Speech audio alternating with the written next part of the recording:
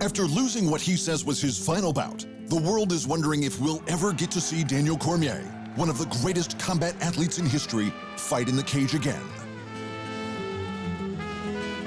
Generally speaking, a legend like Cormier will continue fighting past their prime for one of three reasons, and none of them are good. For the first, just ask an all-time boxing great like Sugar Ray Leonard why he came out of retirement, again and again and again. One question, why?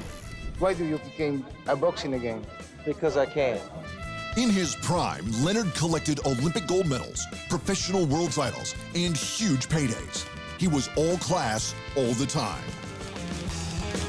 But when he was 40, 6 years after his last pro fight, Sugar Ray used the dreaded "because I can" comeback rationale.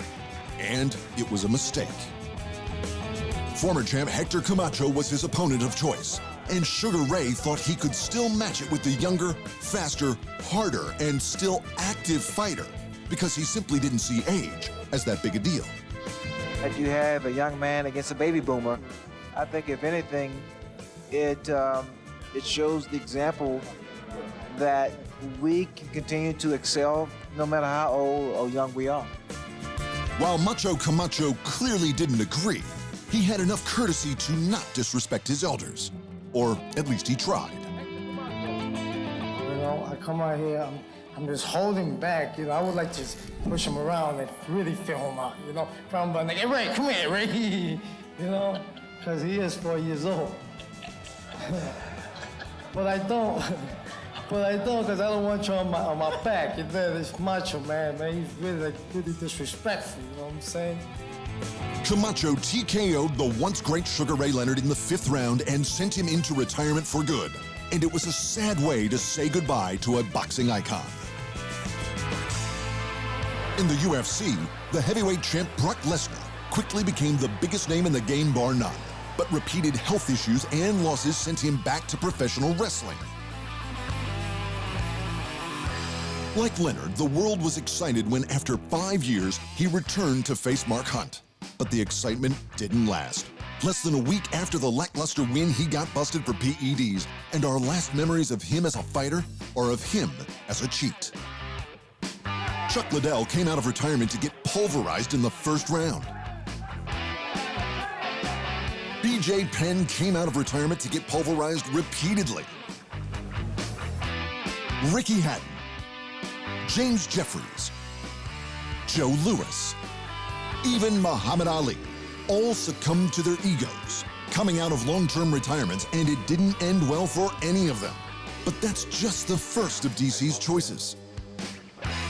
Roberto Duran is arguably the greatest lightweight boxer in history. Not only was he young, fast, and aggressive, he hit like a small truck, and he loved the game. But he simply didn't know when to hang up the gloves, and it's a big mistake to make. The Hands of Stone is one of just 2 pro champions to have fought across a span of 5 decades. In fact, he only retired because of a major car accident that he was in 12 years after his last world title fight. The former UFC middleweight champ and longtime MMA pound-for-pound #1, Anderson Silva, is at risk of doing the exact same thing right now. Different people talk to me and say, why you don't stop? You don't need to prove nothing more. When I go inside the cage, I back to 30 years old and I just stay happy because this is my life.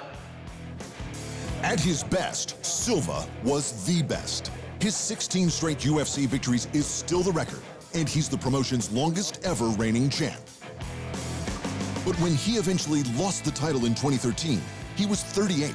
Since then, he's had just 1 win in his last 8 fights.